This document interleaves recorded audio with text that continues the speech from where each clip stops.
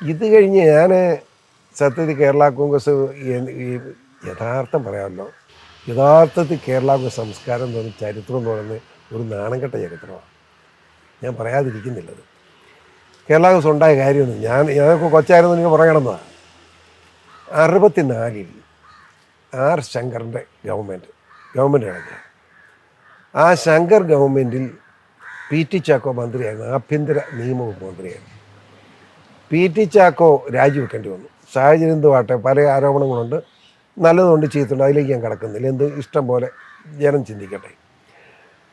ചാക്കോ രാജിവെച്ച് കഴിഞ്ഞപ്പം ഒരു മന്ത്രി വേണം, ആരെന്നുള്ളതാണ്.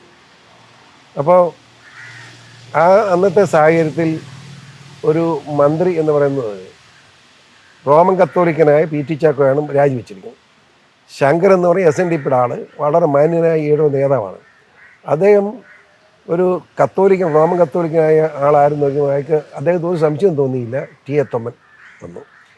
ടി എ തൊമ്മൻ്റെ പ്രത്യേകത എന്താണെന്ന് വെച്ചാൽ, തൊമ്മൻ തൊമ്മയ്യർ എന്നാണ് അറിയപ്പെടുന്നത്. കൃഷ്ണയ്യരും തൊമ്മയ്യർ നിയമസഭയ്ക്കകത്തെ നിയമ പോരാട്ടങ്ങൾക്ക് നേതൃത്വം കൊടുത്തത് ഒന്ന് തൊമ്മയ്യർ, ടി എ തൊമ്മനെ തൊമ്മയ്യരും പിന്നെ കൃഷ്ണയ്യരും.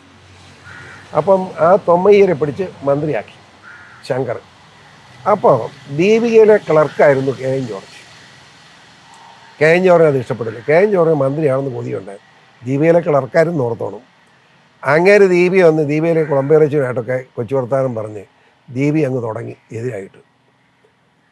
ഈ തൊമ്മനെ മന്ത്രിയാക്കി ശരിയായിരുന്നു. എന്താ ന്യായം? അതിന്മേൽ പ്രതിഷേധമായി, ബഹളമായി. ദീപിയാണ് കുഴപ്പമുണ്ടാക്കി. എഡിറ്റോറിയൽ ഇന്നാണ് ദീപി അങ്ങനെയൊന്നും ചെയ്യില്ല. എഡിറ്റോറിയൽ എഴുതി ബഹളം ഉണ്ടാക്കി. അങ്ങനെ വന്ന് 15 MLA കൂടി ശങ്കറിന്, അല്ല നമ്മുടെ ആർ ശങ്കറിനെതിരെ അവിശ്വാസം കൊടുത്തു. ആ അവിശ്വാസം പാസ്സായി. ശങ്കർ രാജിവെച്ചു. അങ്ങനെ കേരള കോൺഗ്രസ് ജന്മമായി. ഇതാണ് കേരള കോൺഗ്രസ്. സത്യത്തിലൊരു അവിഹിത സന്തതിയല്ലേ ഒന്ന് ആലോചിച്ചു. പി ടി ചാക്കോ എന്ന റോമൻ കത്തോലിക്കൻ രാജിവെച്ചപ്പോൾ ആ ഒഴിവിലേക്ക് ഏറ്റവും സീനിയർ അന്നത്തെ കാലത്ത് അംഗീകാരമുണ്ടായിരുന്ന മറ്റൊരു കത്തോലിക്കനെ മന്ത്രിയാക്കി ശങ്കർ വെച്ച കുറ്റം പറയാൻ പറ്റുമോ? അത് ദീപയിലെ ക്ലർക്കാണ് വലുതെന്ന് പറഞ്ഞ് കെ എൻ ജോർജ് അന്ന് ക്ലർക്കായിരുന്നു ദീപ പത്രത്തിൽ. അയാളാണ് വഴക്കുണ്ടാക്കിയാണ് കേരള കോൺഗ്രസ് ഉണ്ടാക്കിയത്. അതാണ് നമ്മൾ അവിഹിത ഗർഭമാണെന്ന് പറയാൻ കാരണം. ഒരു ന്യായമില്ലാത്ത ജന്മമാണ് കേരള കോൺഗ്രസ്.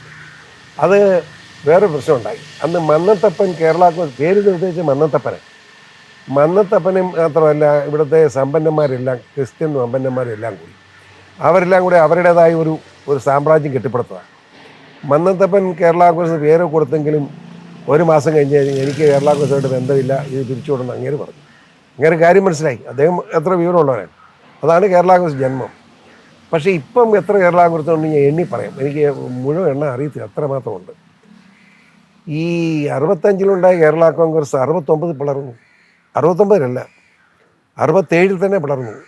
67, 68. പിന്നെ മാത്തച്ചൻ കുറുനാക്കും എന്തെങ്കിലും ജയചാക്കോയും കൊടുക്കൊണ്ടാണ് ആദ്യത്തെ പിളർപ്പ് കേരള കോൺഗ്രസ്. അത് കഴിഞ്ഞ് കെ എൻ ജോർജുമായിട്ട് കെ എം മാണിയായിട്ട് അടിച്ചു പിരിഞ്ഞു. കെ എം മാണിയും അടിച്ചു പിരിഞ്ഞ് ജോർജ് സാറ് മരിച്ചു കഴിഞ്ഞ് കെ എം മാണി പോയി കഴിഞ്ഞ് എ എം മാണിയും ജോസഫും കൂടെ അടിച്ചു പിരിഞ്ഞു. മാണിയുടെ കൂട്ടത്തിൽ നിന്ന് പോയി ജോസഫിന് പോയി ടി എൻ ജേക്കബ് പഠിച്ചു പിരിഞ്ഞു. ടി എൻ ജേക്കബ് ഞാൻ പറയും എത്ര കേരള കോൺഗ്രസ് ഉണ്ടെന്ന് ചോദിച്ചാൽ ഒരു 9 കൂടെ. ഇത് ബാലകൃഷ്ണയുടെ കേരള കോൺഗ്രസ്. ബാലകൃഷ്ണയുടെ പ്രത്യേകത പറയാം വളരെ പ്രധാനപ്പെട്ട കാര്യമാണ്.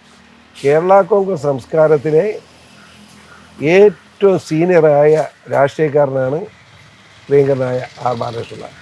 അങ്ങേർക്ക് കേരള കോൺഗ്രസ് ന്യായമായ അംഗീകാരം കൊടുത്തിട്ടില്ലെന്നുള്ള അഭിപ്രായക്കാരനാണ് അദ്ദേഹത്തിന്. ഇപ്പം നമ്മുടെ ട്രാൻസ്പോർട്ട് മന്ത്രി അദ്ദേഹം ഇപ്പോൾ ഗണേഷ് കുമാർ ഇപ്പോൾ കേരള കോൺഗ്രസ് കൊണ്ട് പോകുന്നുണ്ട്, ഒരു കേരള കോൺഗ്രസ്. പക്ഷേ ഈ കേരള കോൺഗ്രസ് അല്ല, ഗണേഷ് കുമാറിൻ്റെ ശക്തി എന്നുള്ളതല്ല, വേറെ കാര്യമൊന്നുമില്ല. പിന്നെ ടി എൻ ജേക്കബിൻ്റെ മകനൊരു കേരള കോൺഗ്രസ് നടക്കുന്നുണ്ട്, ജോസഫ് ഒരു കേരള കോൺഗ്രസ് നടക്കുന്നുണ്ട്. ജോസഫിൻ്റെ മകനെ ജോസഫിൻ്റെ മകൻ എന്നാ ഇനി അതൊക്കെ എന്നതാ അബുവിനാണ് ചുമതല, അദ്ദേഹത്തെ കൊണ്ടുവരുന്നുണ്ട് പാർട്ടി. അല്ല, ആയും കുറച്ചുകളായിട്ട് തൊടുപുഴ താമസിച്ച് ഇങ്ങനെ കൊട്ടുപിടുത്തമായിരുന്നല്ലോ. ഇനി കൊണ്ടുവരാവുന്നേ, കൊണ്ടുവന്നിട്ട് 2 കൊല്ലമായി.